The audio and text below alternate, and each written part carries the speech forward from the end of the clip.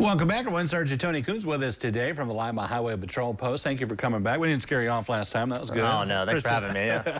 Good to see you. Let's talk about this time of year. We were talking about Christmas parties and get-togethers and that kind of thing. Is this a busy year for you guys, especially when it comes to OVI? Oh, yeah. With school's out, kids are back from school. People just want to get together and celebrate the holidays, so tend to go out and have fun with that. So yeah, and I think you've talked about this before. I think a lot of times, as you mentioned, they want to get together, want to have fun, but they don't always have a plan in place about getting home safely, right? Right. That's why we like to educate people. You know, make a plan if you're going to be drinking or using. I mean, nowadays we got to talk about recreational drugs. Sure. So if you're going to be doing that stuff, just make sure you have a plan, somebody to drive if you need travels back and forth. So yeah, the stats were truly scary. You guys provided stats, I think, went back to 2019 in Ohio and locally as far as accidents involving people who were either using drugs or alcohol. And I mean, if people look at those numbers, it's pretty frightening, isn't it? Right. Yeah, it's about 30% alcohol, 30% cannabinoids, or weed, you would call it, or 30% a combination of them. So, and I'd venture to say that's probably underreported. So yeah, exactly. Some people, by a miracle, do happen to get home safely through no help of their own. The other thing about it is, give us a sense of what happens if you take alcohol or drugs, that kind of thing, marijuana. What does it do to your reflexes when you're driving?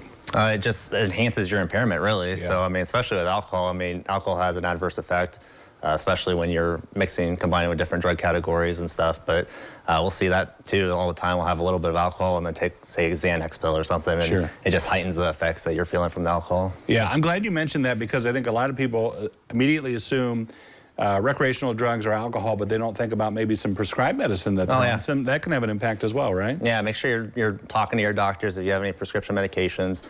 Pay attention to the labels, obviously, and then if you just don't feel right, don't drive. Yeah. You're just putting yourself and others at risk. So. The other thing we talked about, and I know this is a campaign for you guys, is talking about buzz driving, which there is this theory by some who say, well, I'm the least drunk of the group, so I'm going to be the designated driver.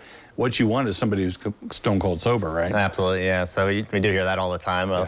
You see people, passengers in the back who are very intoxicated, and the driver's just not as intoxicated, but clearly not safe to drive still. So yeah, what's the impact that it can have? Not only can you have an accident and affect someone's life, your own life, but you've been to accidents, you've covered accidents where someone was impaired and took a life. Yeah, well, they end up in prison. So that's just the bottom line. You're putting yourself and others at risk. So if you, God forbid, you injure or kill somebody and you're impaired, you're going to end up in prison. So yeah. What do you guys do as far as enforcement? Is there extra patrols? What kind of things do you do to plan for it? Yeah, just like normal high visibility enforcement actions. We do checkpoints every once in a while. That's more for educational deterrence for the area. We try to get into schools and educate them about the dangers of being impaired and how that affects your driving.